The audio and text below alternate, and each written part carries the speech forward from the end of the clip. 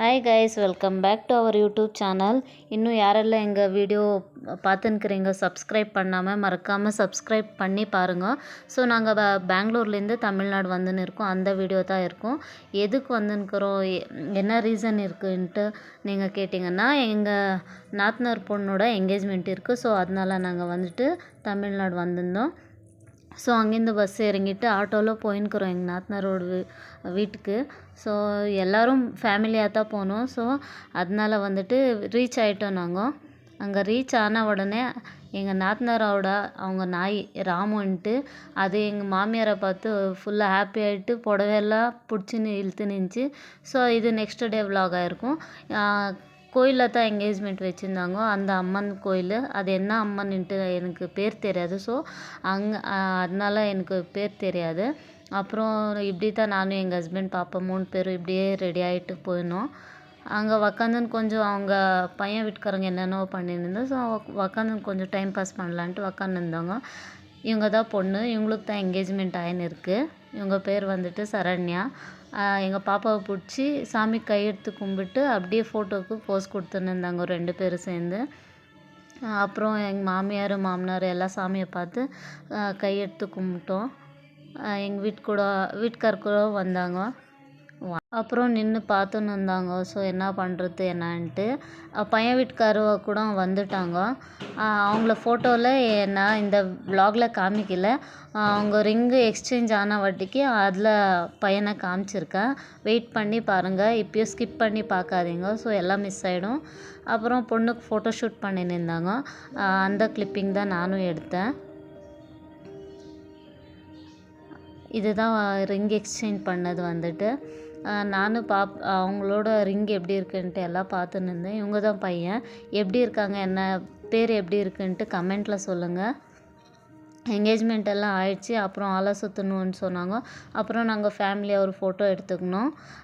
Engagement ஆன வாட்டிக்கு சாப்பிட்லான்ட்டு ஃபேமிலியாக ஒரே லைனாக நாங்கள் ஃபேமிலியாக உக்காந்துன்னு சாப்பிட்டோம்.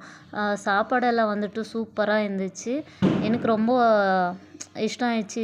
ஐட்டமுங்க எல்லாமே வந்துட்டு செம்மையாக செஞ்சுருந்தாங்க. அங்கே முடிச்சுன்னு இது நெக்ஸ்ட்டு வீடியோ கண்டினியூ பண்ணின்னுக்கிறேன்.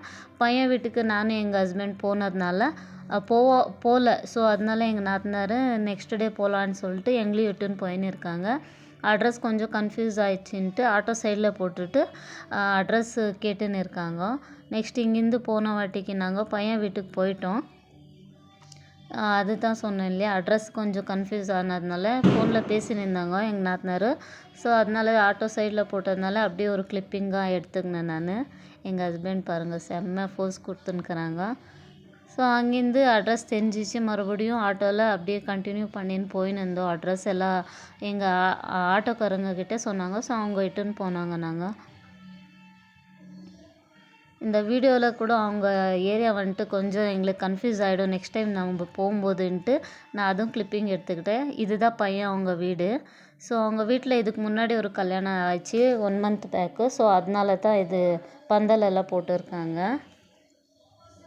அப்புறம் எல்லோரும் போய் இறங்கிட்டு பையன் வீட்டுக்கு போயிட்டோம்.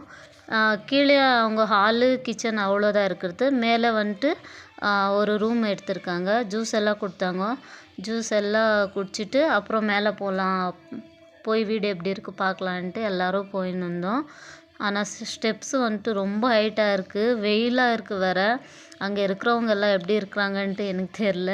ஸோ எங்களுக்கு அது செட் ஆகலை வெயில். பட் ஆனால் வந்துட்டு அங்கே இருக்கிறவங்களுக்கு அது அட்ஜஸ்ட் ஆகிட்டு இருக்குது. அதனால அவங்களுக்கு எதுவும் பிரச்சனை இல்லை. அப்புறம் உக்காந்துன்னு கொஞ்சம் மேரேஜ் பற்றி எல்லோரும் பெரியவங்க எல்லாம் உக்காந்துன்னு கொஞ்சம் நேரம் பேசினோம். அது கிளிப்பிங் நான் ஆட் பண்ண முடியல.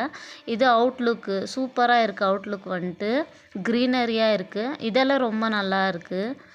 இது வந்துட்டு இன்னொரு வீடு. அவங்க இப்போ மேரேஜ் ஆயிடுச்சுன்னா செப்பரேட்டாக வந்து தங்குறதுக்கோசம் எடுத்துருக்கிறது இது வீடு. இது சேம் இது வந்துட்டு பெங்களூரில் எப்படி வீடு கிடைக்குமோ அப்படியே க்ளீனாக கட்டியிருந்தாங்க. வாட்டர் ஃபெசிலிட்டிஸ் எல்லாம் ரொம்ப நல்லா பண்ணியிருக்காங்க. வீடு சில்லுன்னு நல்லா இருக்குது. கொஞ்ச நேரம் அப்படியே உக்காந்துன்னு இங்கே கொஞ்சம் டைம் ஸ்பெண்ட் பண்ணலான்ட்டு அப்படியே உக்காந்துருந்தோம். ஏன்னா வெளியே ஃபுல்லு வெயிலாக இருந்துச்சு. ஸோ அதனால்